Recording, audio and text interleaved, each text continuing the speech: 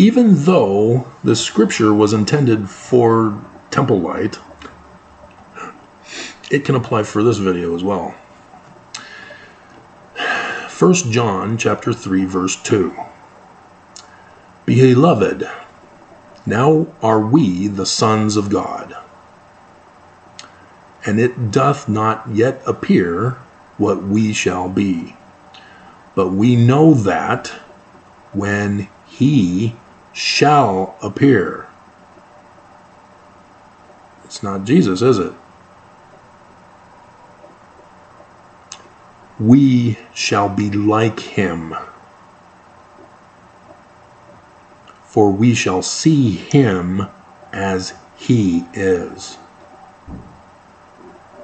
Are you able to recognize your Christ when he's staring at you face to face?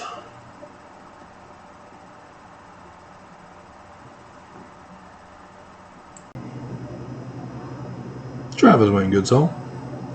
So I could get a phone call during this video. We'll see. Because apparently it's just a coincidence that I'm back to having internet problems again. You see, because the church needs to keep me from doing videos on YouTube. And the shelter has the guest Wi-Fi, and I was still able to get videos up. And so on that last weekend before I moved, they were purposely shutting down my internet service. I was able to get it back up and running again, but then came Tuesday, after the long holiday weekend, and internet, they shut it off. Was denied access to it. Just me and only me. They were not going to allow me the internet anymore. No more a guest. And it was clear, retaliation, it was clear that they were under orders of the church because of the videos I did tying the church to the crimes with the shelter. Human trafficking, drugs, drug poisoning, and the deaths that have occurred there, as well as the rampant sickness that even I myself was a victim of. And so it was a miracle that this apartment was available on Tuesday and that I was able to get in on Tuesday, even though it wasn't paid for until the dual prophecy dream on the 23rd of February.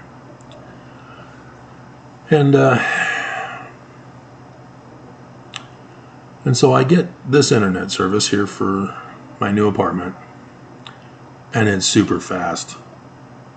It's awesome. And I watch as YouTube tries their old tricks to restart my uploading, to try to slow it down. But the internet speed is so fast, it's able to thwart their attacks. And so, as you saw over the weekend, if you're following me, YouTube stopped the processing of the video. They had it processed through the whole time limit, which is unusual. And then right as it finishes, boom, it's frozen. And the video will not be public until it's finished processing. And so, yeah, it went on for over 30 minutes, frozen. And the Google chat guy was saying, oh, well, these things, uploading, processing. Well, yeah, but uploading, processing. Uploading. And then said, well, these things can take 24 hours.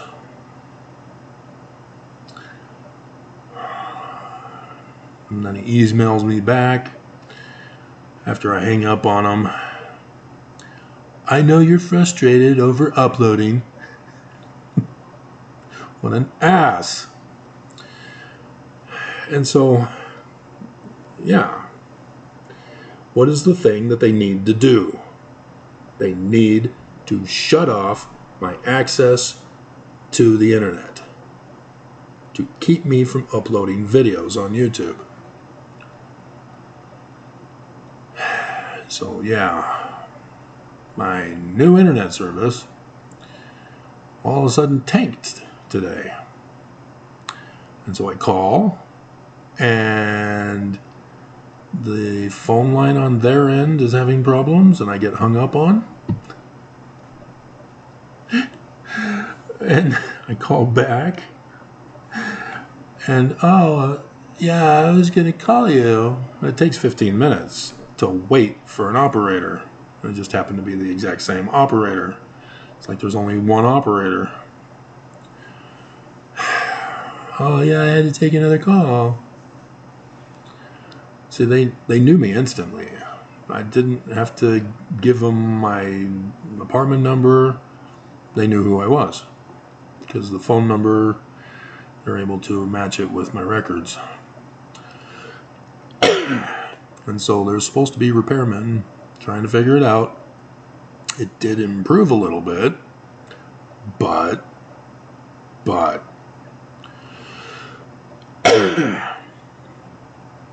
and so, yeah, the previous video I uploaded took a very long time to upload.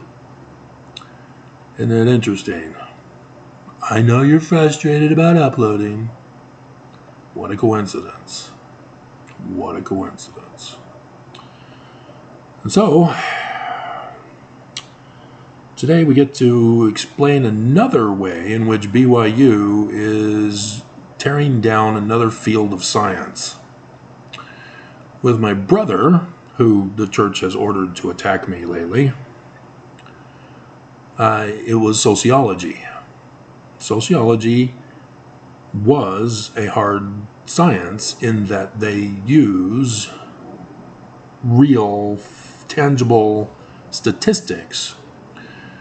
But BYU has allowed psychology to infiltrate it and tamper with it and nullify it as a legitimate science field. And so when my brother went to the University of Michigan, yeah, there's still hard science for their sociology program. And so when my brother presented his feelings thesis for his PhD, they said, you didn't follow any of the principles of sociology. Yeah, because BYU allowed psychology to dominate the science field. And so he had to pull the religion card to fraudulently obtain his PhD with the threat of retaliation against the school. Give me my PhD or else. Religious freedom. So my brother's a fraud. And now the church is sending him after me. I warned you about him. And he complains. But bleep him. A bastard. I mean, dear God. Seriously?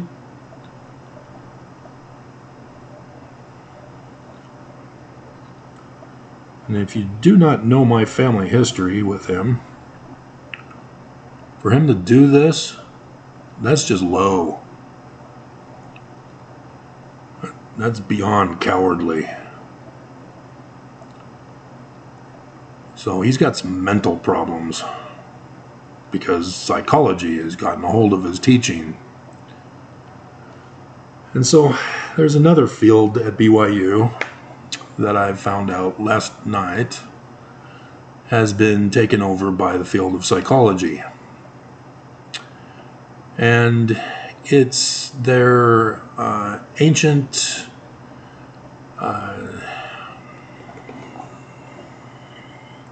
Near Eastern studies. I'm sure those of you who've been to BYU know of it. You've probably taken a class or two from it out of curiosity and because you're Mormon. And you're probably hearing me talk about how I'm an anthropologist of the ancient Middle East. And you're going, oh, Travis, no, is anthropologist of the ancient Near East. And no, you're wrong. You were taught wrong. BYU is doing it wrong.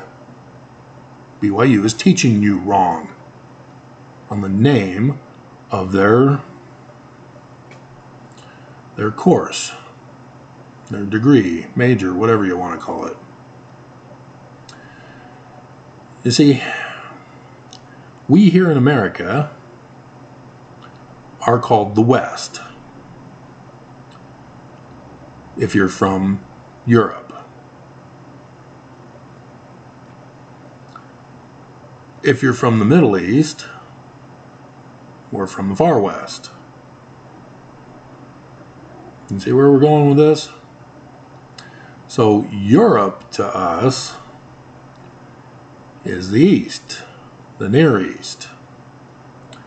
The Middle East is the Middle East.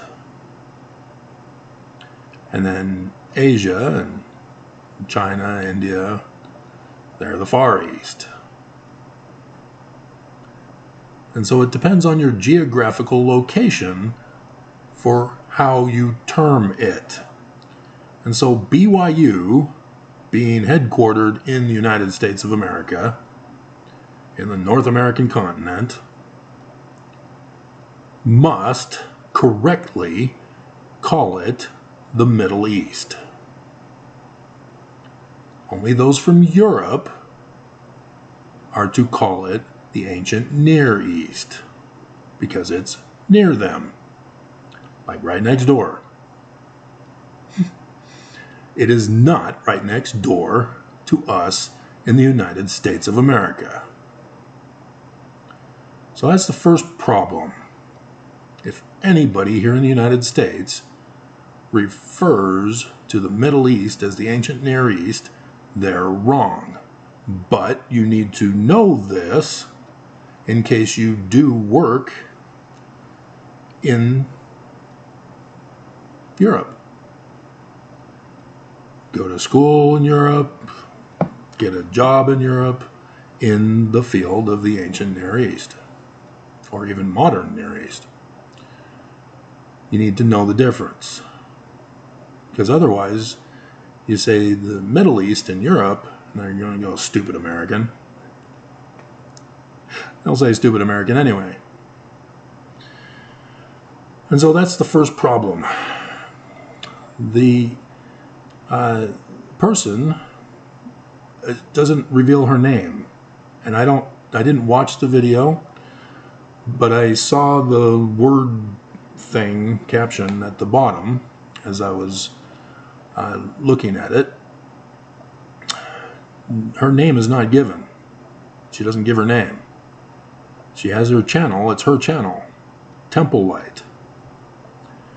And she doesn't say that she's an anthropologist or anything with a degree in the ancient Near Eastern studies. She says she's got a background, which means she doesn't have a degree, which means it's not even her major. She's just taken some classes. Yeah. But you can see how it's a problem in Utah, as the news has arrested a couple of different people for falsifying their resume, frauding people As a result, she's been taught by BYU to do the same thing. This is a Mormon crime. As a Mormon, Mormons are taught by the church to exalt themselves above their station. We are the chosen ones. We have exclusive knowledge of the truth because of spiritual witness. And this is resulting in crimes. She is not an authority in the ancient Near East. And that's obvious as I skimmed over some of the stuff she was talking about that I'm going over here now. It is not science. The field of psychology has infiltrated it. Or you can even say religion. The pseudo-science of religion. Technically the anti-science of religion. Because the church doesn't want anything to do with science. And so the video that had caught my attention was recommended by YouTube. The thumbnail only says symbols of Christ in the temple. And she has the Salt Lake Temple, and she's purposely blocked it out so that you do not see the inverted pentagram on the keystone of the doors of the Salt Lake Temple. And she's involved in the anthropology of the Near East, and she's talking about symbols of Christ in the temple, as she only says she has a background, claiming to be an expert. And so then you have Jesus humping the temple. You got to be careful when you're doing thumbnail pictures. John Oliver had a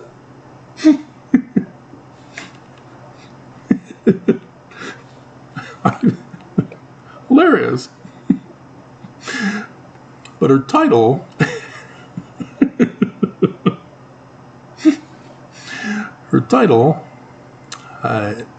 expands more on the subject. It's not symbols of Christ in the temple. It's symbols of Jesus Christ in the Latter-day Saint temple endowment. Easter temple fireside. And it's 46 minutes, 44 seconds. So apparently she's giving firesides. Church did away with firesides, sweetie. I have no idea if she's married. I have no idea. It's just it's a term of a young person. So don't get offended, women. I'm offended! Because she's not getting it. She's young.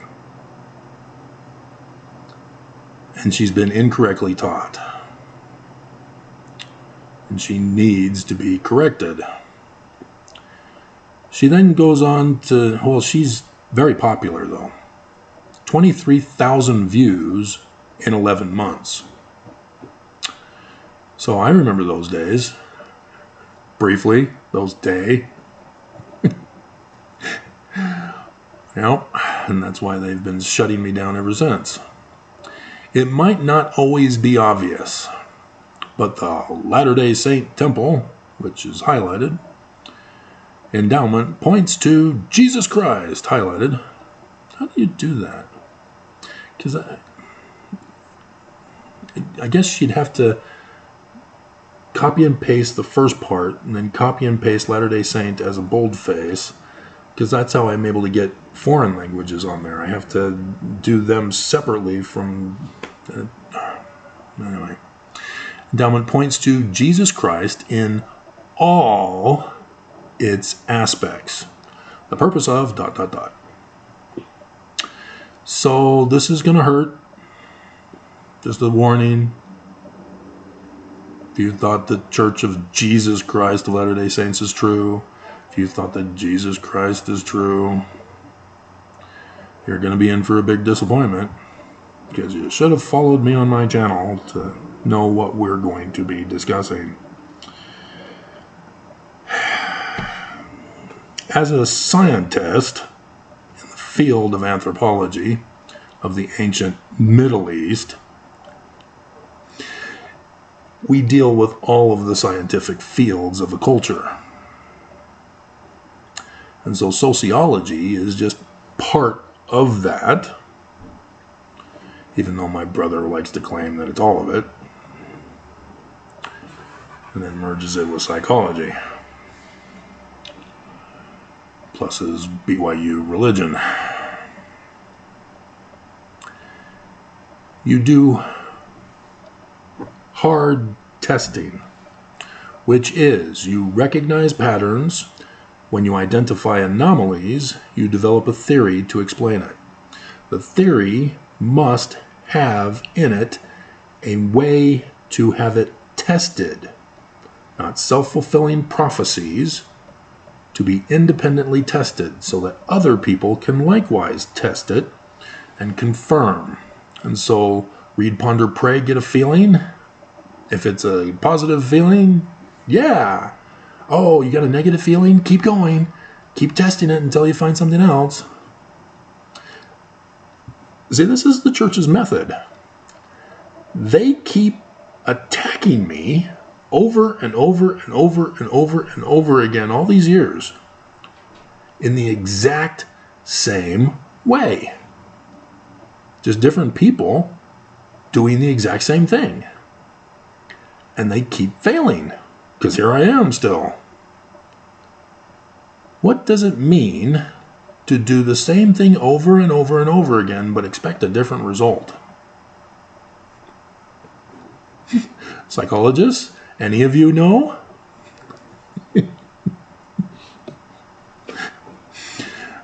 and so it's absurd to think that read, ponder, pray, get a feeling you now know is true.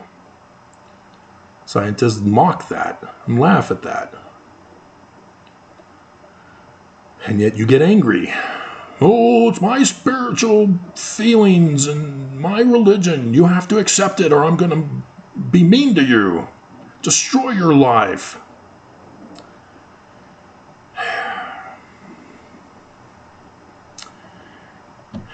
We look at the patterns of the symbols, and then we recognize anomalies. We need to decode those symbols. And in order to decode, a decoder needs to find a key to decode the symbols. And so, yeah, Dan Brown, his Robert Langdon character, was a decoder of symbols. And if you're familiar with Jean Champollion, who deciphered the Rosetta Stone by figuring out Egyptian through Coptic, that was the key. The god name, Ra. Because he recognized with Coptic pronunciation,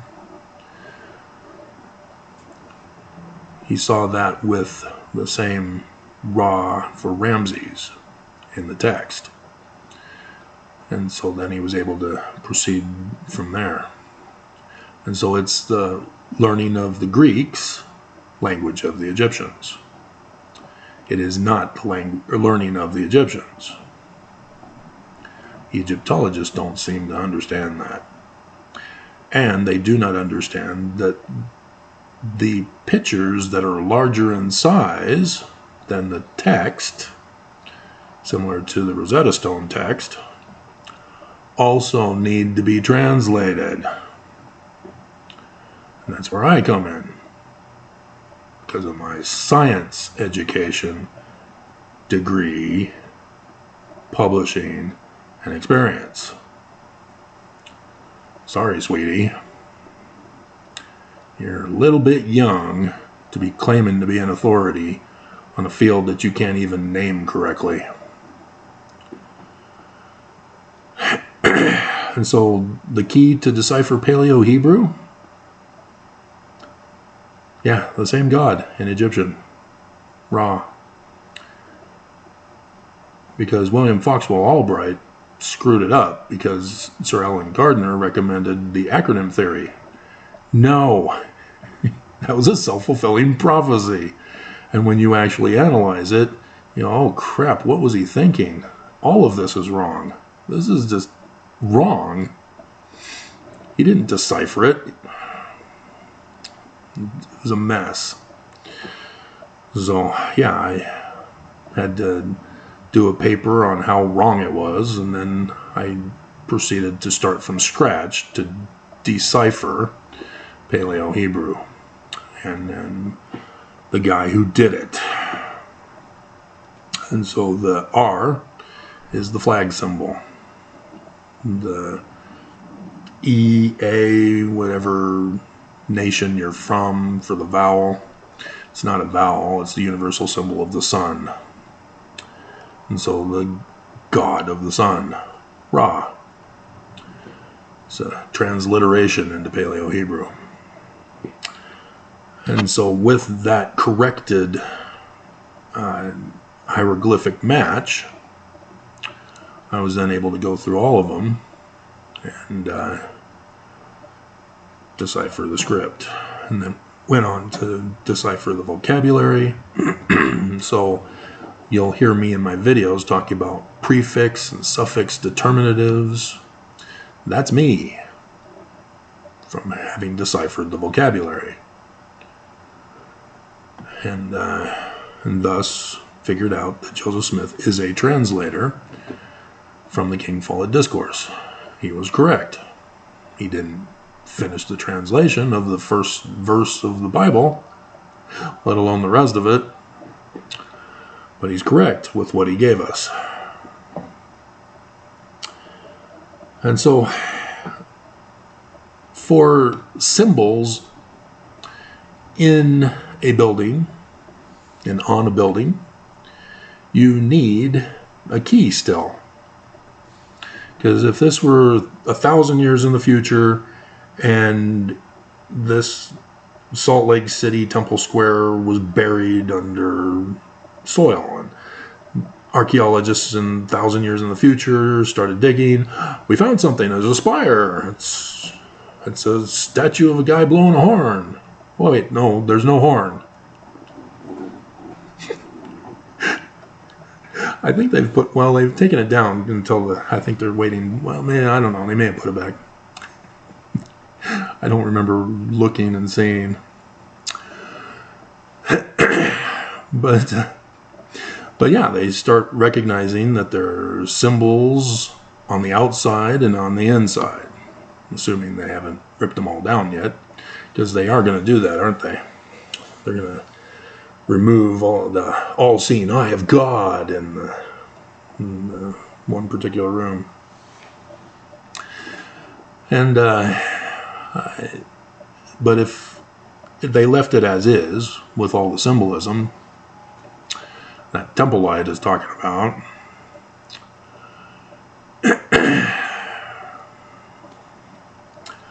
I'm surprised she didn't say Temple Light Bearer.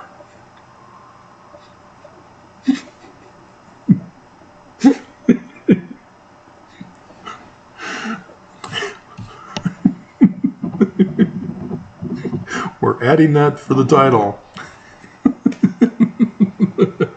Because that's what she misses. She goes through her whole video without explaining it. The key on the keystone. And so she's just making it up off the top of her head because she's Mormon. She believes in Jesus as a Christian Mormon. Everything automatically gets interpreted through that lens for her. She does not get a clue because she did not acknowledge and recognize the key to deciphering all the other symbols.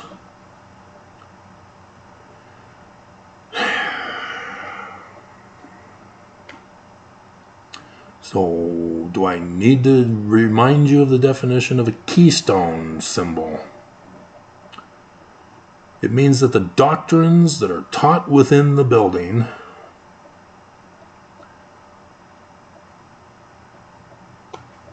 are symbolic of that symbol.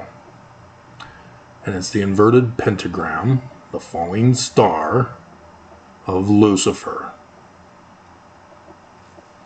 And so here she's going, saying it all points to Jesus in all his aspects, all its aspects.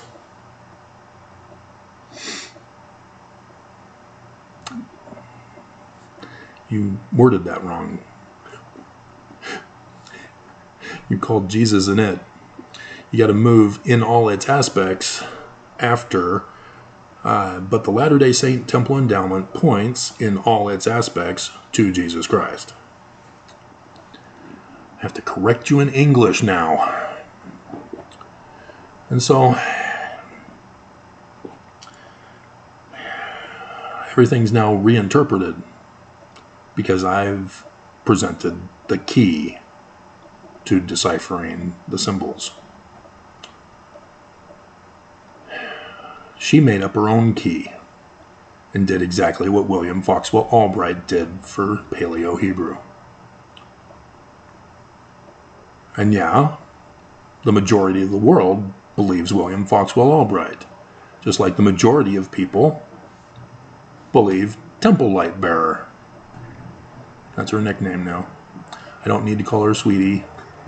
She's Temple Light Bearer. Because do you understand what light bearer means? It's Lucifer. Should have caught on by that. And so Jesus Christ is Lucifer. But she's calling him Jesus. Because all the symbols in the endowment and on the temple walls and such, they point to Lucifer. But she's saying Jesus. And yeah, the temple text even says Jesus. Nelson, I understand, changed it earlier this year to emphasize the name with Jesus.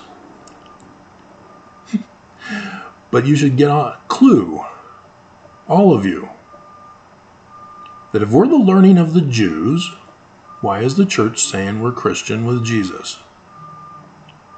Why are the prophets demanding that we are Christian with Jesus? Why do they keep repeating, like a psychologist, bullying us over and over and over and over again, that it's Jesus?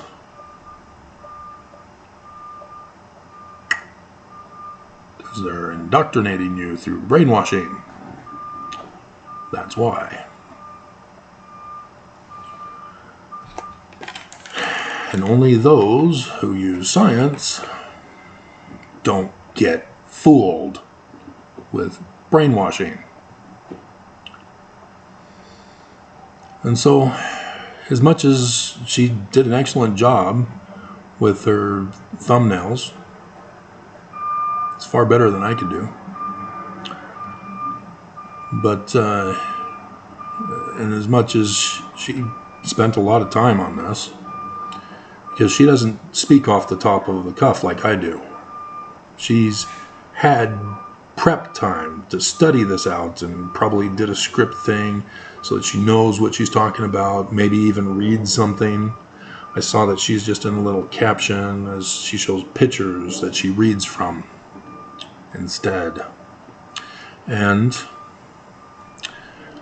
then the important one that she misses, because she does not understand that Joseph's church and the Book of Mormon are in the learning of the Jews, which means Jesus is not our Christ, and it's not Lucifer either, posing as Jesus. She quotes from the one passage that eludes her. And I put this at the beginning of the video, and we're going to end with it. It's 1 John chapter 3, verse 2. Beloved, sweetie, now are we the sons of God, and it doth not yet appear what we shall be. But we know that when he shall appear. It's not Jesus. We shall be like him, because the learning of the Jews are looking to the future of his coming, when our Jewish Christ, who is a mortal human being with mortal parents, shall appear. We shall be like him. Yeah, because you're also human with mortal parents. For we shall see him as he is. He's real. He's not Homoousion, created by Constantine. Or Nelson, who doesn't use a word to describe him, like Constantine did. Nelson just says, oh, no, Constantine's not our Christ. Our Christ is the actual Christ that I am now creating during the Roman period time. But I told you, learning of the Jews, they're not looking for Christ. Jesus, anyway. They're looking for a future Christ, the man like Moses from Deuteronomy 18:15 through 19. That's their prophecy of the future Christ of the latter days. And so Isaiah, his name shall be Emmanuel. Ammon, the Egyptian sun god, at noonday. See, the sun, all by itself, is Ra. Ammon is the sun god at noonday. Kepre in the morning, Atum at night. Different names depending on where they are. And thus the old parable or riddle, who walks on all fours in the morning, upright at noon, and with 3 legs in the evening. Man. Baby. Fully developed elderly man who needs a cane. And so this is what she does not understand, is because he has appeared. He's here. I've gone over this with you. Because he's who the Jews are prophesying about, all of the prophecies are a checklist for him. And as Mormons, Joseph Smith tells us this and says he's going to be Mormon. So he's more specific. And she's Mormon. And she's not looking for him because she's stuck on Jesus, who is actually Lucifer impersonating as Jesus. And so she does not understand.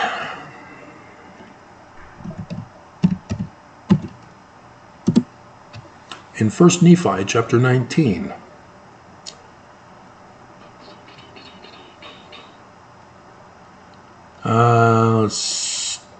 okay, and the God of our fathers, verse 10, who were led out of Egypt, Moses, out of bondage, and also were preserved in the wilderness by him, yea, the God of Abraham, the God of Isaac, the God of Jacob, yieldeth himself, according to the words of the angel, as a man into the hands of wicked men, to be lifted up, according to the words of Enoch. That was a prophecy. And to be crucified, according to the words of Nahum. Prophecy. And to be buried in a sepulchre. Prophecy. According to the words of Zenos, which he spake concerning the 3 days of darkness, which should be a sign given of his death unto those who should inhabit the isles of the sea, more especially given unto those who are of the house of Israel. See, I know what all those prophecies are. Not just because of my science-based career field and education and publications and experience.